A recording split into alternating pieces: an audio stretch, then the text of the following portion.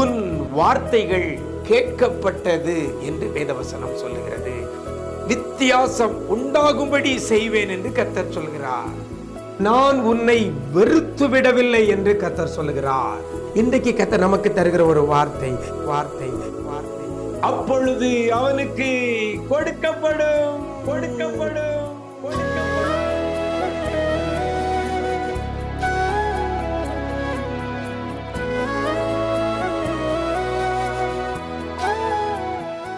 கிறிஸ்துவில் பிரியமானவர்களே, ஆண்டவரும் இரட்சகருமாகிய இயேசு கிறிஸ்துவின் ஈடு இணையற்ற நாமத்தில் உங்களுக்கு அன்பின் வாழ்த்துக்கள்.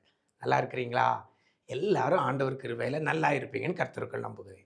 இந்த நாளிலும் கூட இந்த விசேஷித்த வார்த்தை நிகழ்ச்சி மூலமாக உங்களுக்காக வேதத்திலிருந்து ஒரு வசனத்தை நான் முன்வைக்கிறேன். யாக்கோபு எழுதின பொதுவான நிருபம் 1 அதிகாரம் 5 கடைசியில் சொல்லப்படுகிறது, அவனுக்கு கொடுக்கப்படும் என்று வேதவசனம் சொல்கிறது. அவனுக்கு கொடுக்கப்படும். கொடுக்கப்படும் அப்படிங்கிற ஒரு வார்த்தை எல்லாருக்கும் ஒரு சந்தோஷத்தை கொடுக்கிற ஒரு வார்த்தை. கொடுக்கப்படும் என்றால் ஏதோ ஒன்று எனக்கு கொடுக்கப்படுகிறது என்ற ஒரு அளவில்லாத ஒரு சமாதானம், ஒரு சந்தோஷம் நமக்குள்ள வரும். பல காரியங்களை நம்ம எதிர்பார்த்து இருக்கலாம். அந்த காரியங்கள் நமக்கு கொடுக்கப்படும் என்ற ஒரு செய்தி வறுமையானால் நமக்கு மிகுந்த மகிழ்ச்சியை கொடுக்கும். எதிர்பார்த்த ஒன்று கொடுக்கப்படும் என்ற செய்தி வறுமையானால் மிகுந்த மகிழ்ச்சியை கொடுக்கிறது போல இன்றைக்கு இந்த வார்த்தை உங்களுக்கு நேராக வருகிறது. வசனம் சொல்லுகிறது, அவனுக்கு கொடுக்கப்படும் என்று சொல்லப்பட்டிருக்கிறது. அவனுக்கு கொடுக்கப்படும் என்பதை குறித்து பார்க்கும்போது முன்னால் ஒரு வார்த்தை சொல்லப்படுகிறது, அப்பொழுது அவனுக்கு கொடுக்கப்படும். அப்பொழுது அவனுக்கு கொடுக்கப்படும். இதுல 2 கேள்வியை நம்ம எழுப்பலாம். என்னது கொடுக்கப்படும்? எப்பொழுது கொடுக்கப்படும்? அல்லது எது கொடுக்கப்படும்? எப்பொழுது கொடுக்கப்படும்? முதலாவதாக எப்பொழுது என்று சொல்லி நம்ம ஒரு கேள்வியை கேட்போமேனால் அதற்கு பதில் அந்த வசனத்தில் இருக்கிறது. என்ன சொல்லப்படுகிறது? தேவனிடத்தில் கேட்க கடவன். ஒருவன் தேவனிடத்தில் கேட்பானேயானால் அப்பொழுது அவனுக்கு கொடுக்கப்படும். எப்பொழுது கொடுக்கப்படும்? தேவனிடத்தில் கேட்கும் பொழுது. எனக்கு அருமையான தேவஜனமே, யார்கிட்ட கேட்கிறோம்? நம்ம கர்த்தரிடத்தில் கேட்போமையானால் அப்பொழுது கொடுக்கப்படும். கொடுக்க திராணி இல்லாத ஒரு நபரிடமோ, கொடுக்க திராணி இல்லாத ஒரு தெய்வத்திடமோ நம்ம எதையாவது கேட்டால் அது நமக்கு கொடுக்கப்படாது. வேதத்தில் சொல்லப்படுகிறது, தேவனிடத்தில் கேட்க கடவன். அந்த தேவன் எப்படிப்பட்டவர்? வசனம் சொல்கிறது, யாவருக்கும் சம்பூர்ணமாய் கொடுக்கிறவரும் ஒருவரையும் கடிந்து கொள்ளாதவருமாகிய தேவனிடத்தில் கேட்க கடவன். 2 காரியம். ஒன்று, யாவருக்கும் சம்பூர்ணமாய் கொடுக்கிறவர். இன்னொன்று, யாரையும் கடிந்து கொள்ளாதவர். அந்த தேவனாகிய கர்த்தரிடத்தில் கேட்டால் அப்பொழுது கொடுக்கப்படும். 2வது கேள்வி, எது கொடுக்கப்படும்? வசனம் சொல்கிறது ஆரம்பத்தில், உங்களில் ஒருவன் ஞானத்தில் குறை உள்ளவனாய் இருந்தால். எனக்கு அருமையான தேவஜனமே, இன்னைக்கு கொடுக்கப்படுகிற காரியம் எது? இந்த வசனத்தின் அடிப்படையில் பார்த்தீங்கன்னா ஞானம். ஞானம், ஞானத்தை சம்பூர்ணமாய் கொடுக்கிறவரும் ஒருவனையும் கடிந்து கொள்ளாதவருமாகிய தேவனிடத்தில் கேட்டால் அப்பொழுது அவனுக்கு கொடுக்கப்படும். ஞானம் தான் கொடுக்கப்படுமா அப்படின்னு சொல்லி நிறைய பேருக்கு அப்படியே எனர்ஜி லெவல் அப்படியே இறங்கின மாதிரி எனக்கு தெரியுது. ஏதோ ஒன்று கொடுக்கப்படும் என்று சொல்லி இந்த வேதவசனத்தை பார்த்தா கடைசியில் என்னது? ஞானம் கொடுக்கப்படும். பாருங்க, ஞானம் கொடுக்கப்பட்டால் போதுங்க, எல்லாவற்றையும் நம்ம பெற்றுக்கொள்ளலாம்.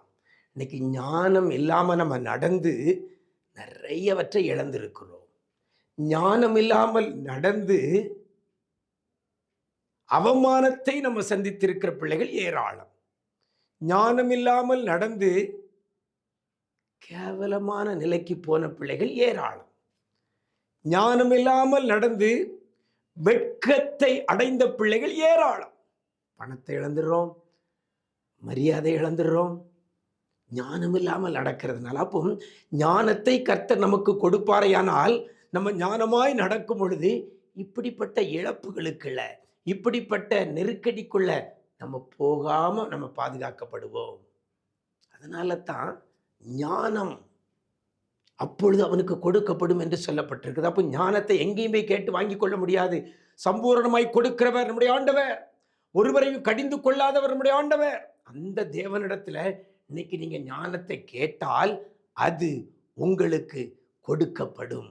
எனக்கு அருமையான தேவ ஜனமே, 2 காரியம்தான். ஆண்டவர் இடத்துல நம்ம என்ன செய்யணும்? கேட்கணும். கர்த்தரிடத்துல கேட்கணும். இன்னைக்கு நீங்க கேட்பீங்களா? ஆண்டவரே எனக்கு ஞானத்தை தாங்கப்பா, நீ சம்பூரணமாய் கொடுக்கிறவராச்சே, நீ ஒருவரையும் கடிந்து கொள்ளாத தேவனாச்சே, எனக்கு ஞானத்தை தாங்கப்பா, யார்கிட்ட எப்படி பேசணுங்கிற ஞானத்தை தாங்கன்னு சொல்லி கேளுங்க. நான் செய்கிற தொழிலை எப்படி செய்ய வேண்டும் என்கிற ஞானத்தை தாங்க.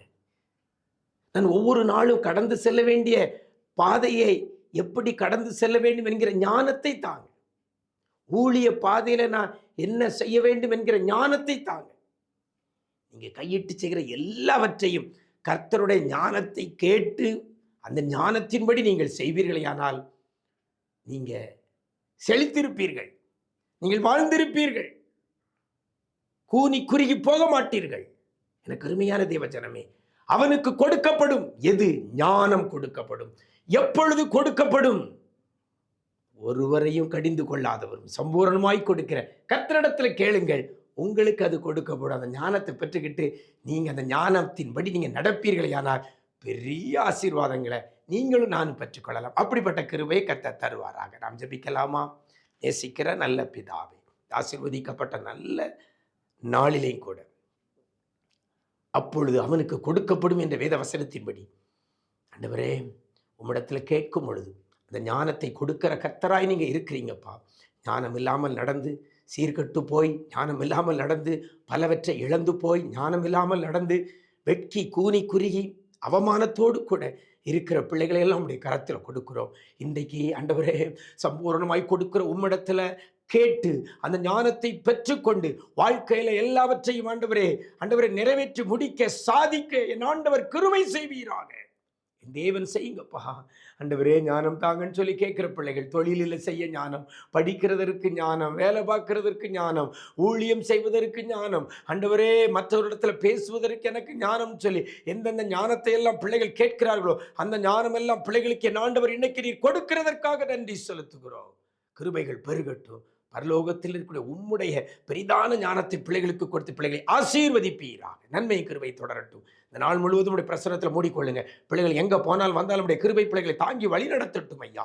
கிருபைகள் பெருகட்டும். மீட்பர் இயேசுவின் மூலம் ஜெபிக்கிறோம் நல்ல பிதாவே.